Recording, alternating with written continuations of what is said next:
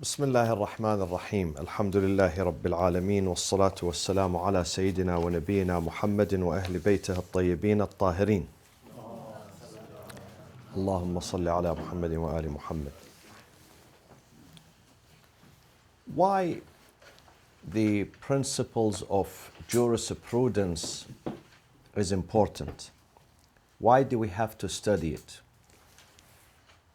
Cannot we just go right away to the fiqh, jurisprudence itself?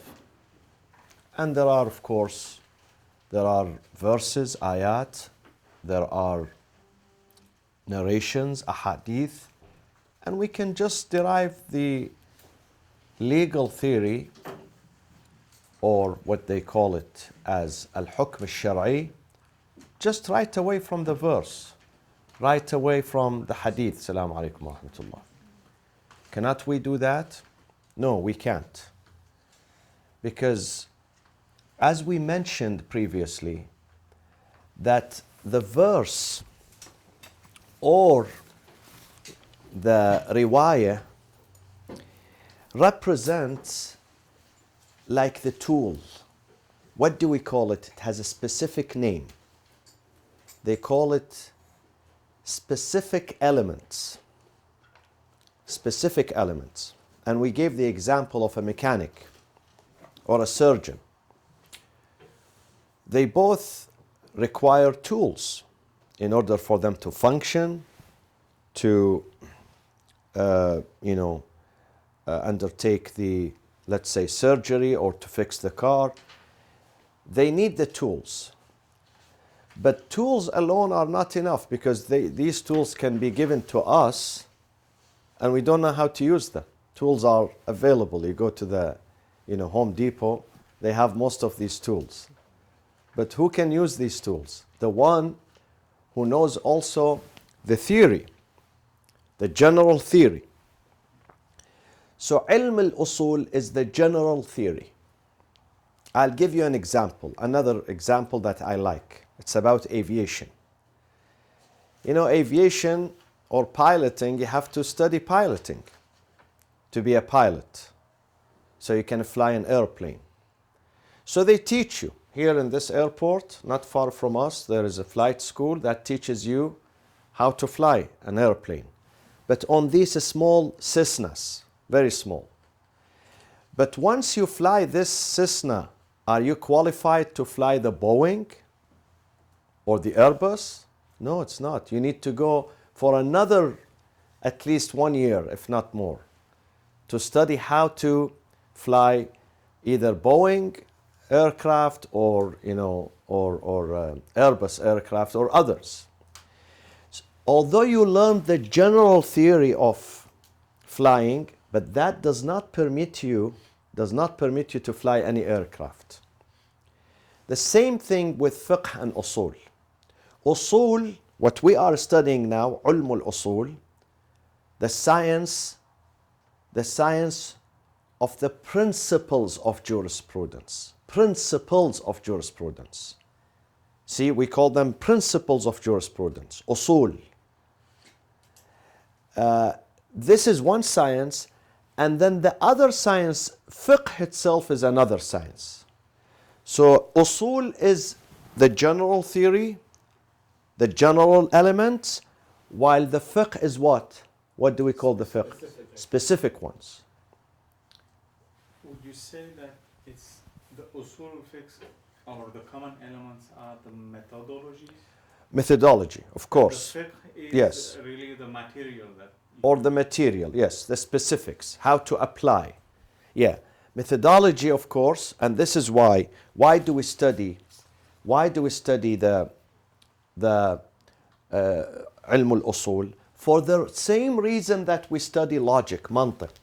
We call it mantiq or logic, which we're going to learn in the second year, of course. Because these subjects, my friends, are interconnected.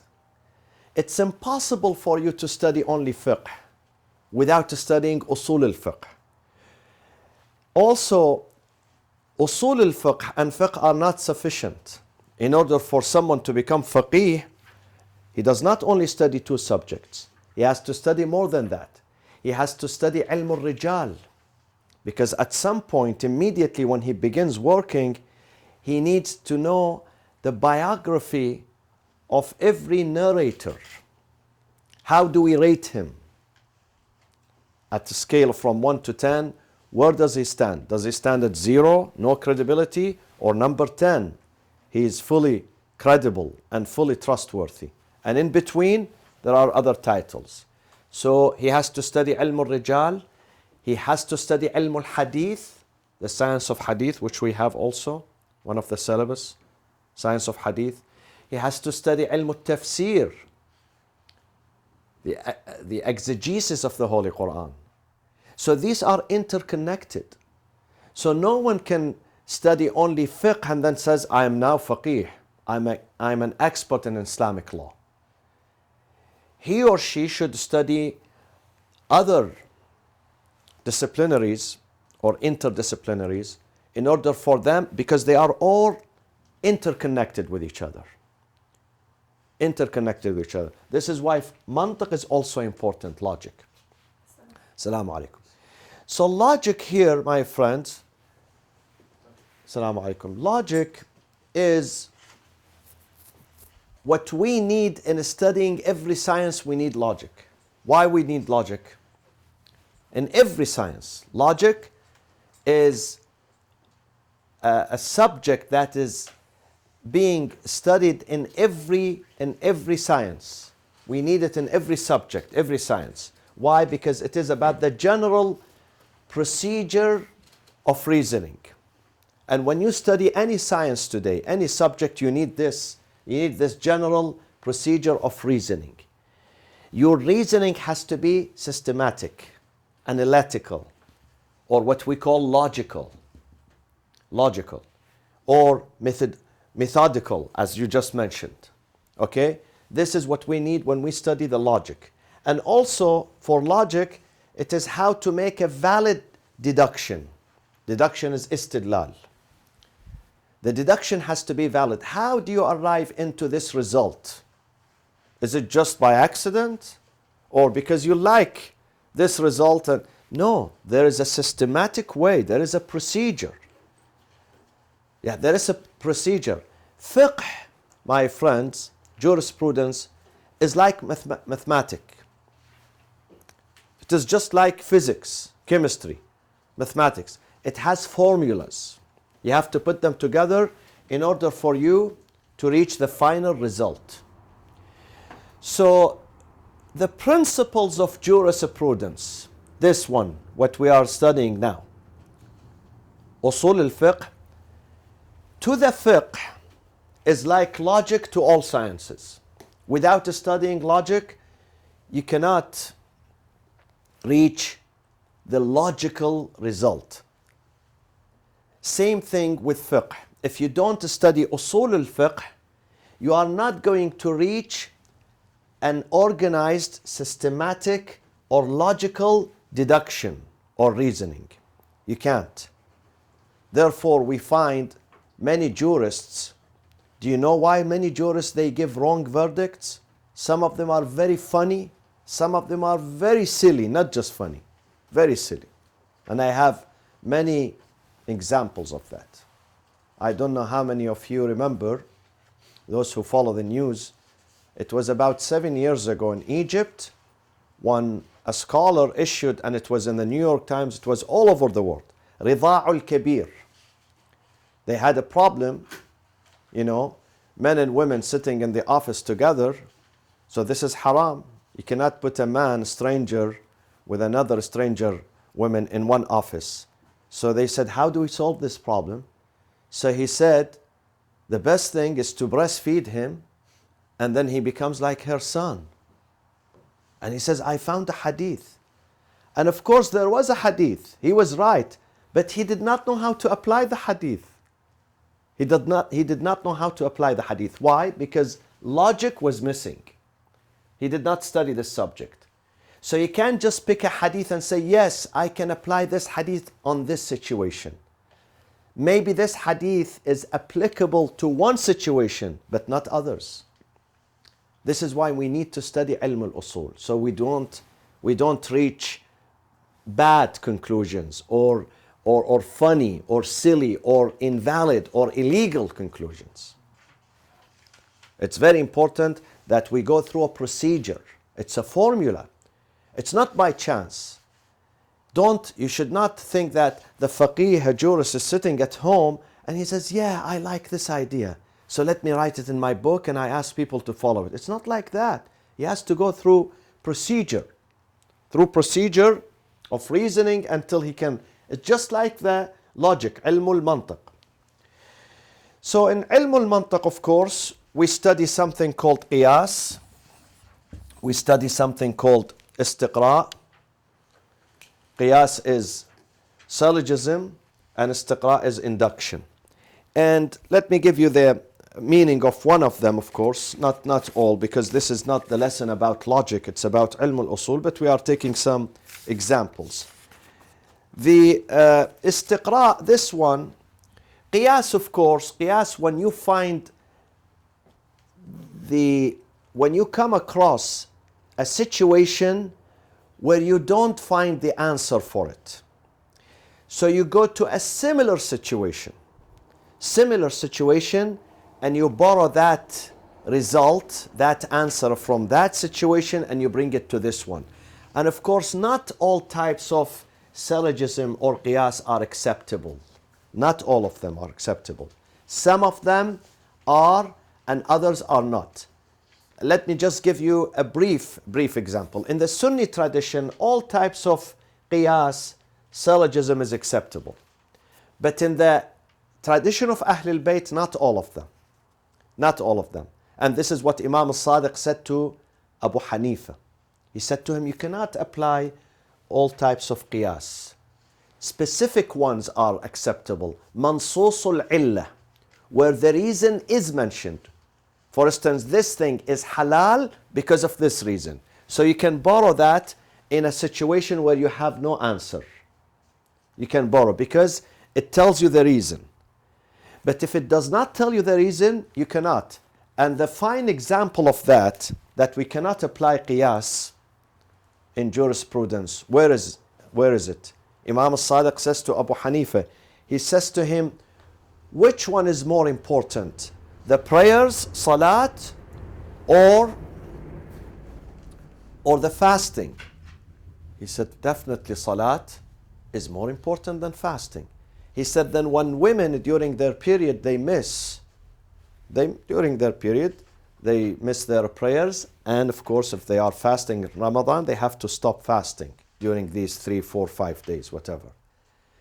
But then which one they have to make up after they go clean? Which one they have to make up? The prayers or the fasting? The fasting, but not the prayers. While the prayers is more important than fasting. But Allah says no, the prayers you don't do them, but the fasting you have to do them. So qiyas, you cannot use it in all cases. In certain cases, we will come to that. Because today it's not the topic about qiyas. It's about ilm al-usul. I'm just giving you an example. So this is one. Istiqra means the observation. What is the meaning of istiqra? The observation of part of a class of facts as evidence for a proposition about the whole class.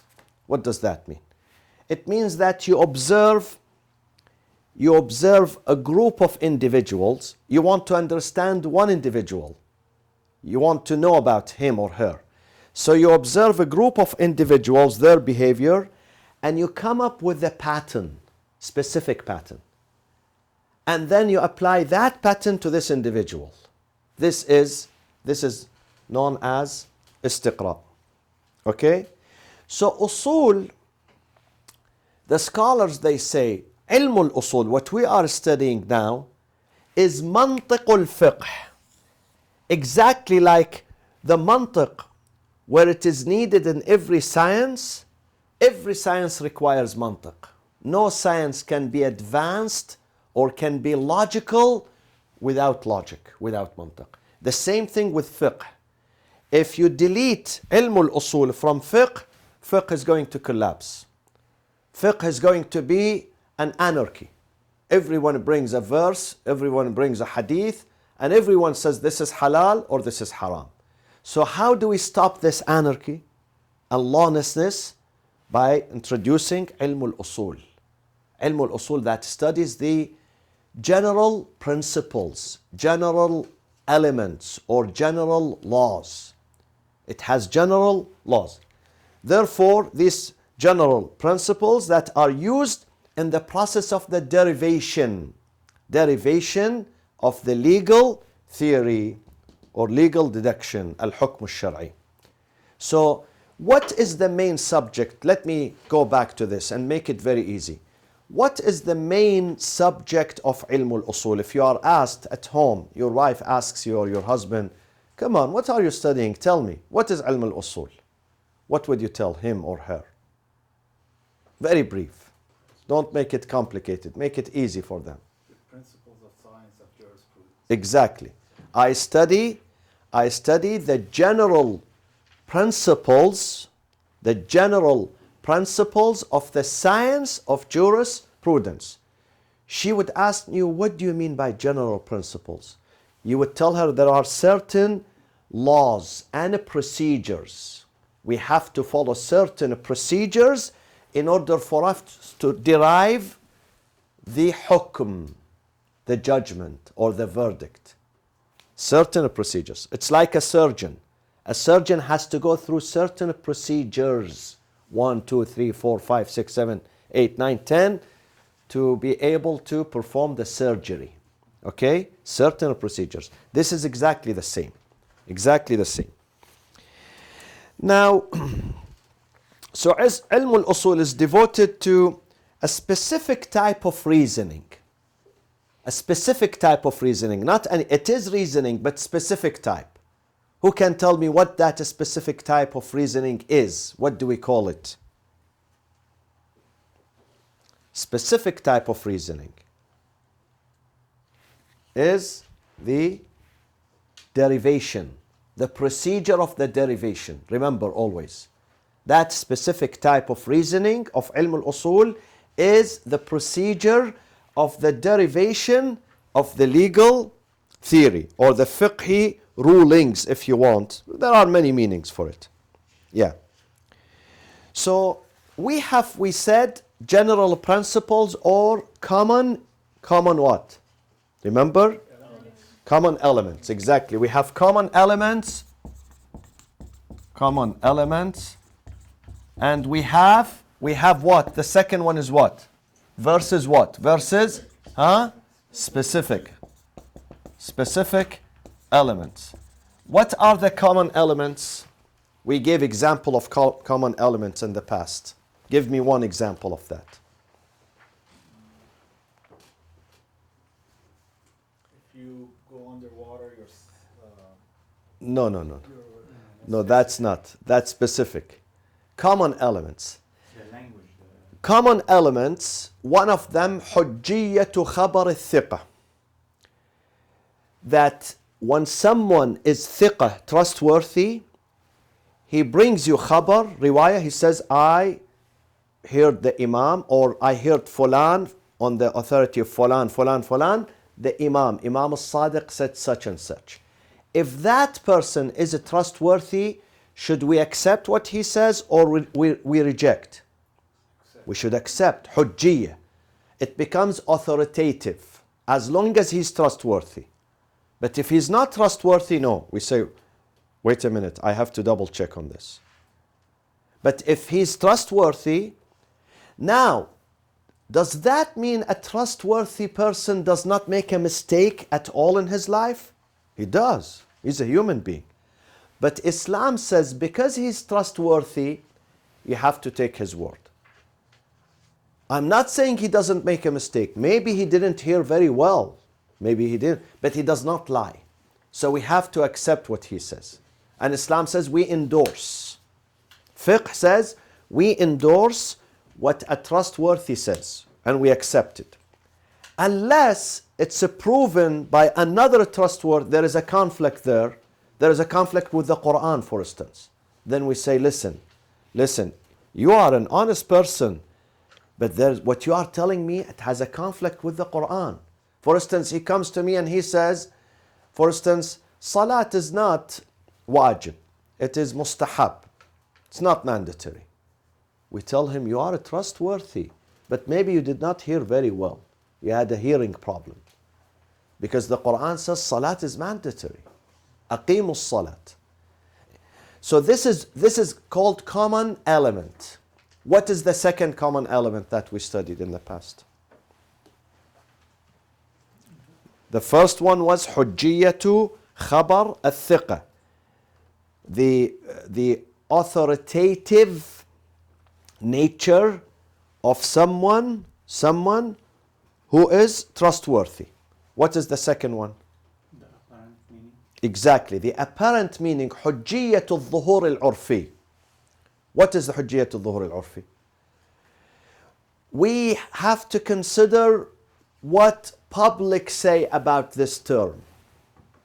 So, as an example, if I'm standing right now in front of you, and I say to you, my friends, my brothers, my sisters, you must write this homework.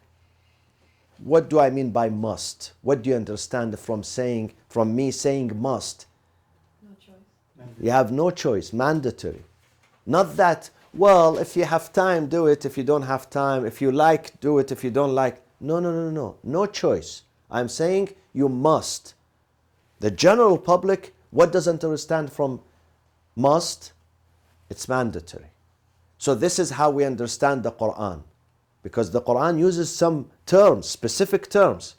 So how do we understand from them? Because sometimes people argue, no, maybe Allah does not. Even with some of them that we might think that they are not mandatory, but the public comes and says, no, this is mandatory. And I gave the example of what? Do you remember? What was the example? إن الصفا والمروة من شعائر الله فمن حج البيت أو اعتمر فلا جناح عليه أن يطوف بهما. فلا جناح. لا جناح in the Arabic literature, it means it's okay for you to do sa'i. It's okay. But the Quran is not saying it's okay. Quran is saying it's mandatory. But there is a reason. Why did God said it's okay then? Why didn't he say you must? Because there was a reason. Remember the reason? Situation at the time. Exactly. There was a situation where they placed the idols on Safa and Marwa, so Muslims were reluctant to go because of the idols. In the past, Islam says now, the past is forgiven. Forget about the past. You have to have a new beginning. Although in the past this was something undesirable, but now I am telling you it is a must. It is mandatory. So this is حجية الظهور العرفي. We call these things, we call them common elements. What are the specific elements, my friends? Huh? Exactly. Specific verse, specific hadith that comes. An example of that, you studied the example. When you go underwater, you Exactly. break your fast. You don't break your wudu, but you break your fast. This is a specific. I can't use it in another situation, only in this situation. This is why it is called specific. Okay? Yakbar masraf. Do you follow me? Some of the ahadith, you only use them in this situation. You cannot use it somewhere else. But the common elements, you can use them where? Everywhere. This is why they call them common. This is why they call them common. Like the carpenter. Carpenter, he has a specific tools and common tools. Give me an example of common tools that it is used in wherever he goes, he needs to take it. Tape measure Or the hammer. But sometimes there are specific things which I don't know their names or whatever. He only uses them in specific situations. He does not use them in others. So this ilm al-usul is concerned with this. Ilm al-fiqh is concerned with the second, with the specific. And this is the example I gave you about piloting. General aviation, general piloting is common elements. But then you have to be trained on the Boeing. If you want to fly the Boeing, you have to be specific. If you want to fly the Airbus, you have to be specific here. Okay? The common does not. The common is used. A pilot who's a pilot, he can fly. He can fly. But then when there is a new model, they have to train him. Extra training. This extra training is specific element. This is why they say usul and fiqh are indispensable. Indispensable. You cannot separate them. So no one can go to the seminary and say to his professor, listen, I am here only to study usul, not fiqh. And then I want to be mujtahid. Or someone else, he says, listen, I am here only to study fiqh, but not usul al-fiqh. And then I want to be a mujtahid. They tell him, listen, you can't. They are indispensable. Interconnected. Not just these two disciplines. You have to study logic, you have to study hadith, you have to study ilm al-rijal, you have to study ilm al-tafsir, you have to study Arabic literature.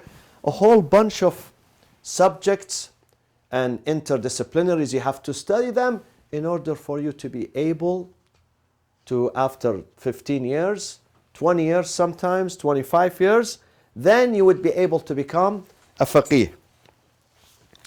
So ilm al-usul, we have to study these common elements. Now, let's go to something else here. So can I ask you a question? Yes, please. So I got a little confused. So the common elements you said you can apply in any situation or Yes. circumstance where it's Yeah. specific. Yeah. So the example that you gave of the Safa and Marwa, how is that applicable to the broader, if we're bucketing it under a common element? We use the very good question. Listen, ask me when you don't understand something, ask me, because when you ask, others are going to benefit from that. And we have to elaborate. Teaching means elaboration. I have to keep elaborating until the idea sinks in here. We used the Safa and Marwa. We used a specific term from the Quran. فَلَا جُنَاحَ. I used this term in the Quran. فَلَا جُنَاحَ. فَلَا, it means no.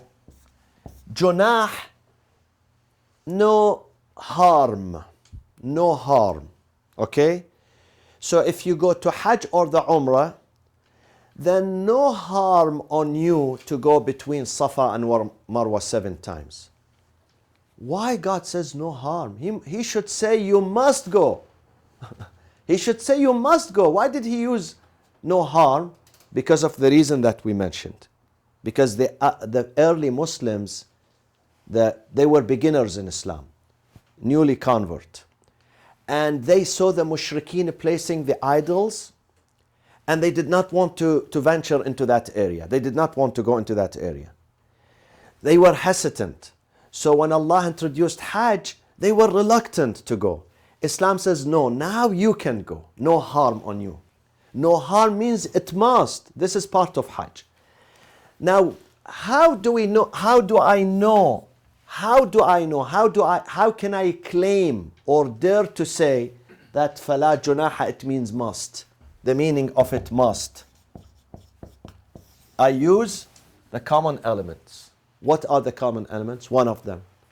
Common elements is حجية الظهور العرفي. Meaning that, what is the apparent meaning in the society about this? What does society say about it? I go to the society. I consider that, I called it public opinion. Do you remember in the first sessions? I consider public opinion. Considering public opinion is part of common elements. Because I can use this with every procedure. I can use public opinion with every procedure of derivation. not only in one situation. In every procedure, I have to use, because I am dealing with terms, yeah? Terms of the Quran or the Hadith. And I have to know what does public opinion say about them. So public opinion is called common elements. And common elements is what we study in Ilmul Usul. Is it clear to you, my friends? If this is not clear, tell me.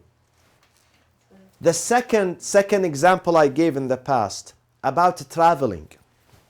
Today we have this contemporary problem in our societies, especially in big cities. Now, if the city is a small, let's say Las Vegas, small city, relatively small city, okay? Once you leave the borders of this city, you are traveling. You are immediately in the desert, okay? And then if you travel within the city, it's maybe, I don't know how many, but maybe 5, 6, 7, 10 miles, no more than that. But when it comes to LA, sometimes you travel from east to west, maybe 150 miles. Yeah? 150 miles. If you take LAX, which is on the coast, on the ocean, okay, on the west side, and if you go all the way to, where is the end of the city? Which city? Pomona, even after Pomona, probably Claremont, Rancho Cucamonga, whatever, I don't know the names. Riverside, probably up to Riverside. It's one city. It's connected. It's connected. So what do we do in this case? Do we break the prayers? Or from here, let's say you are in Irvine and you want to travel to LAX. What is the distance? 1 hour. 1 hour and 15. Maybe 50 miles. And you know you need only 17 miles to break your... If you leave the city, let's say this is a city, okay? If you leave outside, travel outside, not inside the city, outside, you need only 17 miles to break your prayers.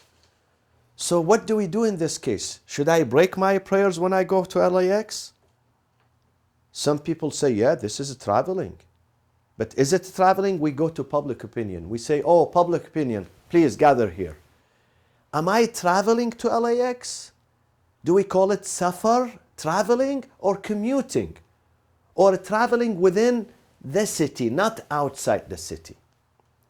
Public opinion says, listen, traveling, when you travel outside the city in these directions, but not within the city. If you travel from this point to this point, they call it commuting. They don't call it real safar. Are you with me? It's not real safar. You are not like, for instance, going to, Phoenix, Arizona, or Vegas, or San Francisco, or even San Diego, or Santa Barbara. If I'm traveling to Santa Barbara tonight, people say, yes, this is safar. Two different cities. But from Irvine to LAX, is it two different cities? No, it's a big city. So here we use this, the common elements.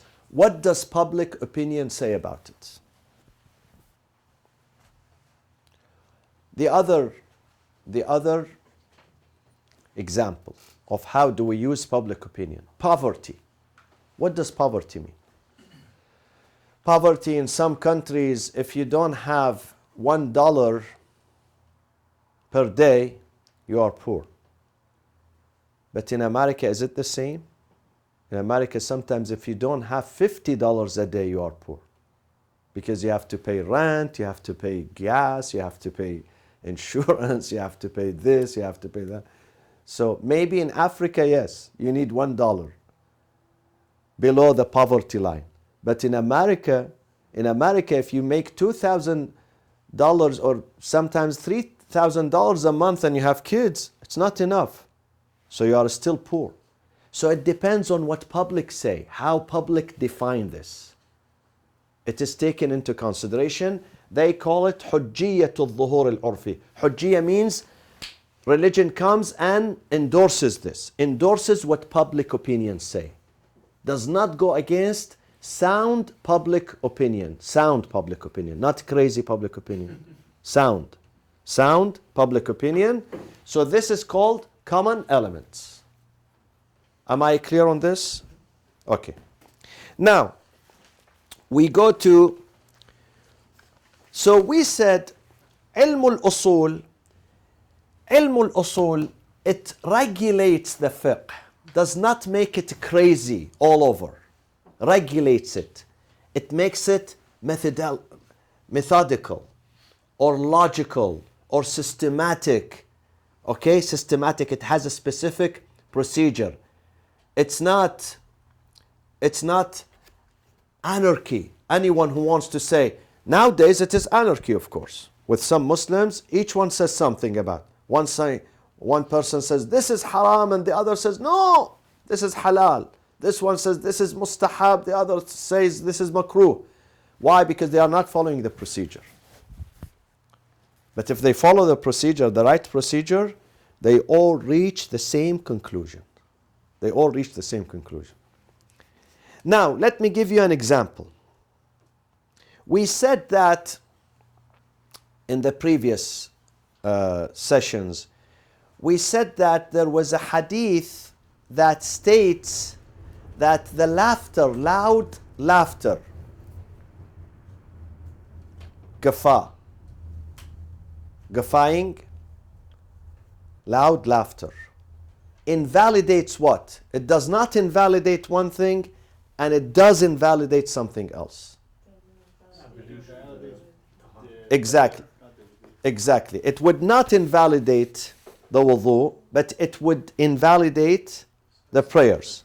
Now, this is an example of how we use the systematic method in the derivation of this specific ruling. The hadith says, invalidates, تنقض, القهقهة تنقض, invalidates. We come to Arabic, first thing we do, the first step number one, we ask the Arabic dictionary, what does تنقض means? It tells me تنقض, invalidates. It means breaks, destroys. Okay? Breaks or destroys. Now, I come to the general public opinion. I tell them, what does destroy means? What would they say? They say it becomes what? Void. You lose it. When something is destroyed, can you use it again? You can't use it. You have to recycle it. It goes away. So it becomes voided. So we depend on the public opinion here. We depend on the meaning in Arabic, and then we come to the public opinion and see what they understand out of this. Do they understand invalidation or maybe something else? It's like, my friends, today regarding beating women in the Quran. وَضْرِبُوهُنَّ Surah An-Nisa. You know, if you read about this, if you read the Mufassirin, there are plenty of theories about this.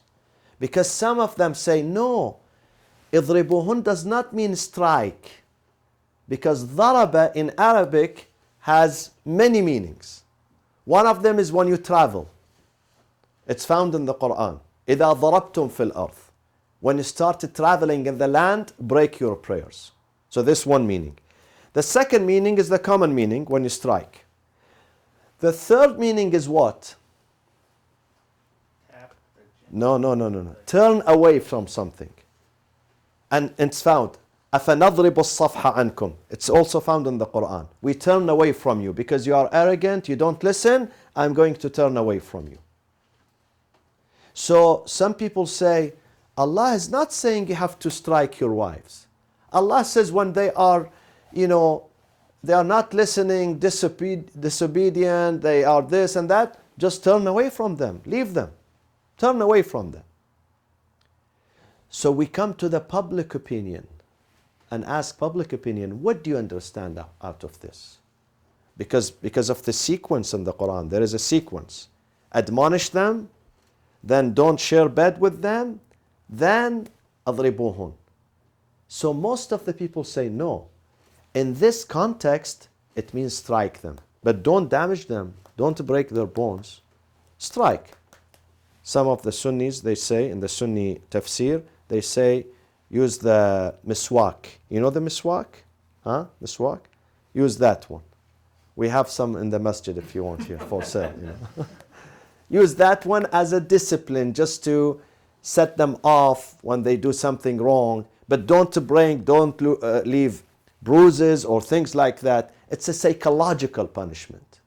It's a psychological more than being physical. So this is an example of daraba. Daraba, it has many meanings. Okay? So how do we know what does exactly God want? We go to the public opinion and ask. And ask public opinion. And sometimes not public opinion today. The public opinion during when? At the time the verse was Exactly, at that time. Because maybe now the meaning over time, the meaning changes. We have to see at that time what was the usage of this term at that time. What was the public usage? And Islam says, I endorse the public uses. Hujjiyah. Hujjiyah. I make it hujjah, authoritative. I accept it. I endorse it. Okay? Yes. And when you say what was the public usage, would it be accurate to say what was the common public usage? Because at any Common, time you they could use. have several usages. Absolutely. Because sometimes they say, Ahlul Kufa, the people of Kufa, this was the usage of the term. But Ahlul Basra, they had different. Ahlul Medina, they had a third one. So which one do we use? We say we use the closest one to the Prophet, to the community of the Prophet, Ahlul Medina. The Quran arrived in Medina, the Prophet was in Medina, so the Quran does not speak the language of Basra or Kufa because they are too far. He uses the language, the immediate one of that community. So even public opinion is different from one society into another society.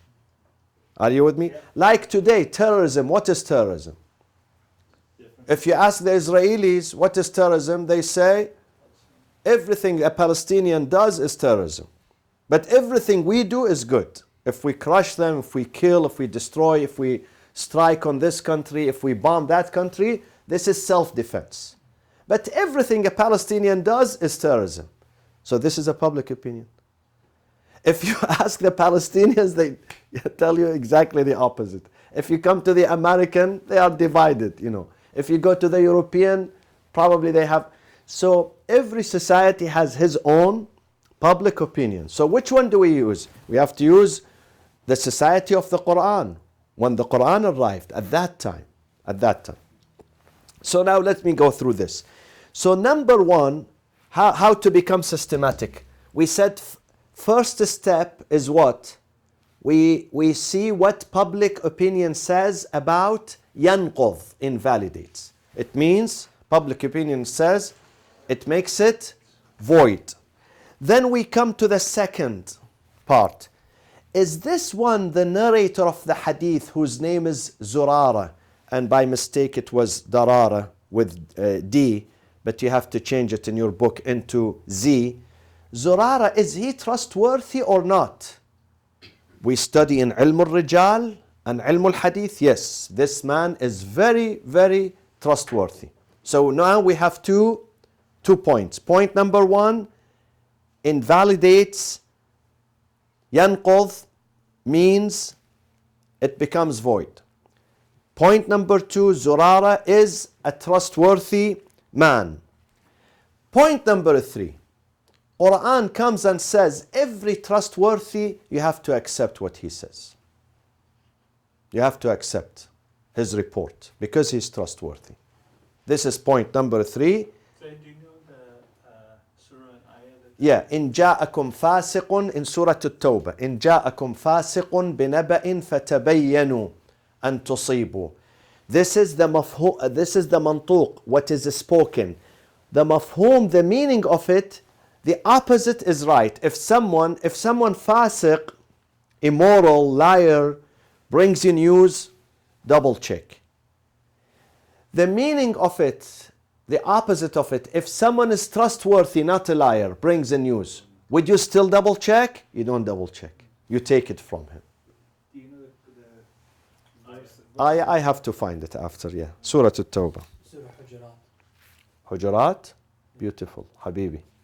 I am proud of you. Surah Al-Hujurat. Thank you. Therefore, Hujurat is only 13 ayah. Total of 13 ayah. Towards the end of it. So in this case, we know that because qahqaha, it means invalidation, and Zurara is trustworthy, and the Quran says what the trustworthy says is hujjah, authoritative, then in this case, we know that qahqaha, the laughter in the prayers, is going to what? To break your prayers. So this is systematic. It's a formula. 1 + 1 is 2. You have to go through this process. Now, my friends, even when we come and study the specific elements, we don't just take the ayah, and I'm going to give you an example, or the hadith at face value without studying it. Because derivation, ijtihad, derivation of the legal rulings is not that you know the common elements and you know the specific elements and you apply the common to the specific and you bring a result. It's not as easy as that. It's very complicated. Even when you come to the specific element, you have to study it very carefully. You have to spend time studying and analyzing the specific element. Because in this specific elements, there are many indications. You have to understand them. Some of these indications are called, let me put them here, and this is important. And of course, it's explained in the book, but I'm trying to elaborate on that. We have qara'in. Qara'in wa dalalat. It means qara'in, indications. Dalalat also indication. Dalala. Dalala, either evidence or indication. So some of these qara'in, what is the singular of qara'in? This is a plural. What is the singular? No. Qarina. Qarina. Qarina. An indication. Qarina. Dalalat, what is the dalil? Okay? So this qarina sometimes qarina haliya,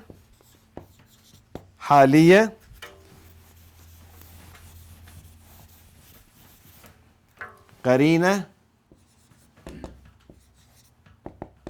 haliya, and sometimes qarina maqaliya. Sometimes this indication is circumstantial or conditional, circumstantial, and sometimes it is spoken in the hadith. I'll give you an example. The general ruling, I'll give you an example of this one. Al-Qarina al-Haliya, that we find in the hadith. The general ruling on working with the zalimin, with the corrupt government, you are not allowed to work with it.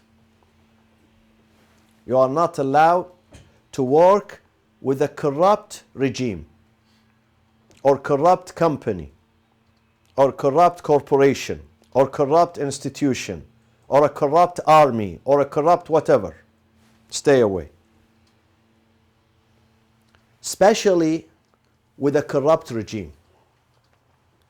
Our imams, they say to their followers, don't work for a corrupt regime, meaning the Umayyas and the Abbasis and those who came after them. Those are zalim, those are usurpers. They usurped, they did ghasb to the khilafah, to the imamah from Ahlul Bayt. They are illegal there, so you should not support their regime. But someone like Ali ibn Yaqtin, a very close disciple and follower and ashab, companion of the sixth Imam. He says to him, he says, Yabna Rasulullah, can I work for the corrupt regime?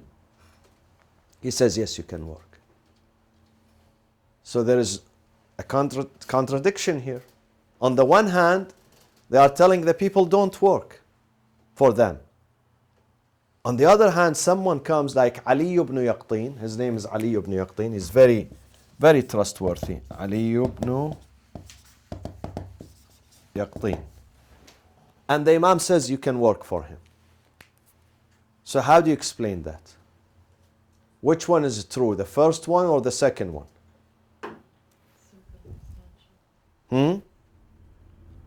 Huh? Exactly. Circumstantial. What do I mean? Can you explain that? Depending on the circumstances of the situation. And in this case, depending on what? On if he's a good person. Exactly. Because the man is a good person. So when he works with the corrupt people, he's going to benefit the people, not the regime. Because the Imam trusts him, and he trusts his wisdom, and he trusts his honesty and integrity. He knows that if he becomes a minister in this cabinet, he's not going to benefit the regime, he's going to benefit the Shia. The people who come to him, they need help with paperwork, with a piece of land, with this. You need someone, wasita, party bazi. You need someone to help you. So Imam knows that such a person with such a caliber is an exception. So in this case, it is halal for him, but not halal for others. Because others are going to misuse. Others are going to support the regime. It's like today, many people ask me, can we work for the army? Any army. Many governments who are corrupt. Say it, can I work for the army? The answer depends on who the person is. Some people you have to tell them no, immediately no. Because if they tell him in the army, shoot, he will shoot any person. And this is the case in the armies, Shoot and then ask. But others, maybe this person is different. Or maybe this person, if he works for the army, for this agency, for that government, he's going to benefit the community. Not only he's not going to hurt, but also he's going to be of benefit. So this is called an indication circumstantial, depending on the person himself. So the Imam said to this man yes, but to the others he would say no. And there is no contradiction between them. Because the others are going to hurt and support a corrupt regime, and we are not allowed to support a corrupt regime. While for this person, he's going to benefit his community. So the Imam says, stay in this. Go and work for them. Because you're going to help your community, and your community needs someone like you in this position. So this isn't, how do we know this? Because you have to study. If you don't know who Ali ibn Yaqtin is, then you don't know, you get confused. Why the Imam here is saying no, but when it comes here he says yes? So you have to know who. And how do we study? Where do we study this? What science? Ilm al-Rijal. This is why they are interconnected, my friends. Ilm al-Hadith, Ilm al-Rijal, Ilm al-Riwaya, Ilm al-Diraya, Ilm al-Tafsir, Ilm al-Usul, Ilm al-Fiqh, Ilm al-Mantiq, literature, they are all interconnected. In order for you to come up with a safe result, you have to study all these. You have to incorporate all these in that procedure. If someone misses one subject, he cannot come up with the right conclusion. So this is qarina haliyah in the hadith. What do we call the hadith in ilm al-usul? What do we call the hadith? What is the title of the hadith or the ayah?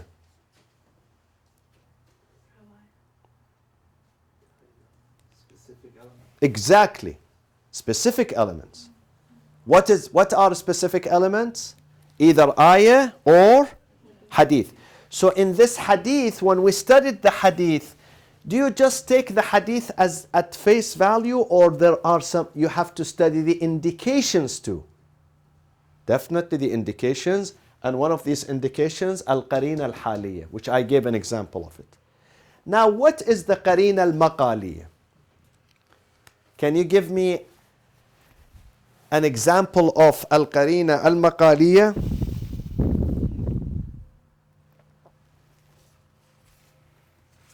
Let me give you another example of this. Al-qarina al-haliyya, circumstantial. Someone comes to the Imam, he says, Yabna Rasulullah, after you, when there is no Imam after you, Imam al-Hujjah, when you are going to disappear, إِلَى مَنْ نَرْجِعُ بَعْدَكَ, to whom we are going to go to ask our masail when we have questions, when we have problems. Who's the Imam? Who's the Hujjatullah? Who's the leader? The Imam answers, انظروا إلى رجل ممن عرف حديثنا شيئا من حلالنا وحرامنا. Go to someone who's faqih, jurist, who knows what we said, who knows the things that, the halal that we mentioned, the haram that we mentioned. He's an expert in this field. Go to him. It means go to the faqih. But in this case, go to the faqih. Is it the dead one or the alive? Someone who's alive. Alive. How do you know? Because you need somebody to respond to you. Exactly. Because the Imam, see, here we use this, circumstantial. Because the guy is going to him and saying to him, after you, who do we go to? So he's asking for someone who's alive, live broadcast. Not someone who's dead. He wants to go to an individual who sees, who speaks, who hears. So this is, we use qarina al-haliyya. Are you with me? Do you follow this example? Because of qarina al-haliyya, we reach this conclusion. So we have to study the hadith. We have to study the circumstances. In what circumstances this hadith was said, was spoken. These are very important. Now we come to the second one. Okay? Let me delete these so you can see the second one. Good. Very well. Qarina al-maqaliyya. An example of qarina al-maqaliyya. What is the example of that? Someone whose name is Muhammad ibn Muslim, one of the disciples of the sixth Imam, Imam al-Sadiq. He says to him, he comes to him, he says, Yabna Rasulullah, I started my prayers, I said Allahu Akbar, and I started reading, Bismillah ar-Rahman ar-Rahim, Alhamdulillahi Rabbil Alameen, ar-Rahman ar-Rahim. Then I had a doubt, did I say Allahu Akbar or not? What shall I do? Then he asks him, I went to ruku', and while I was in ruku', Subhana Rabbi al-Azim wa bihamdih, I was thinking to myself, did I say Hamd and Surah, or I forgot?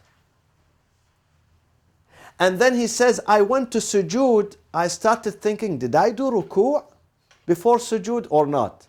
That happens all the time. Exactly. It happens all the time.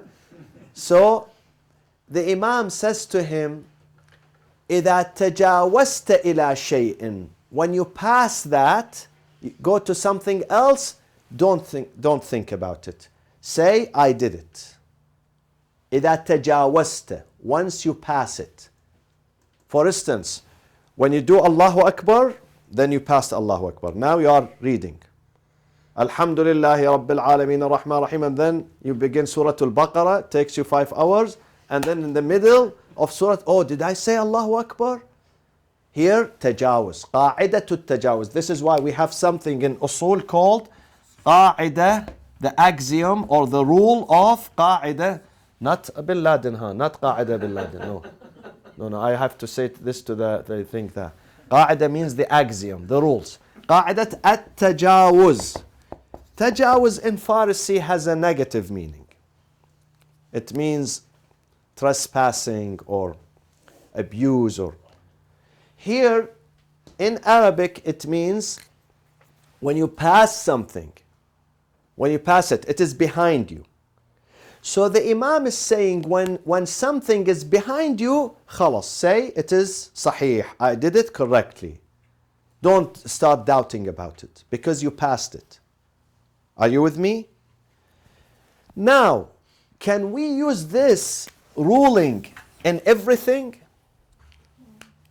For instance, yesterday it was Ramadan, and I don't know whether I really fast yesterday or not. Today is the 3rd of Ramadan. I don't know the 2nd of Ramadan.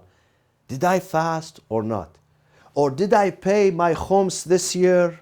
I know this year I am paying, but last year did I pay or I didn't pay? Can we apply this to everything or not? No. No, Why not? Not is correct, but why? Tell me why. because if you apply the circumstances to this situation, you would know that it's just meant for that one particular. There's specific rules also for. There is an indication. See, we have qarina, indication. Use the indication. What is the indication? Apply it to this one. There is an indication that we can't use this rule in every single ibadat. We can use it only where? The Imam was speaking about what? The guy was asking him, Muhammad ibn Muslim was asking him about what type of ibadah? All the ibadat? About? Salat. He was speaking about salat, specific. And the Imam was addressing this issue only about salat. He was not addressing it about addressing other issues. So from this indication, qarina al-maqaliyah, that the guy was saying, in my prayers I did this and this. So the Imam was addressing his specific problem. It's about salat. So this is called qarina maqaliyah. So we know this one, this rule only applies to where? To the salat, but not to somewhere else. Specific to the salat. So this is how we study the hadith. When we read the hadith, we not just take it as face value. We have to analyze every single bit of that hadith. Are you with me? So don't think that a faqih can become faqih within 5 months. You have to, there is a lot of studying and analysis involved in his work. Here, when we combine the common elements with the specific elements, and these are the specific elements, then we can reach the conclusion.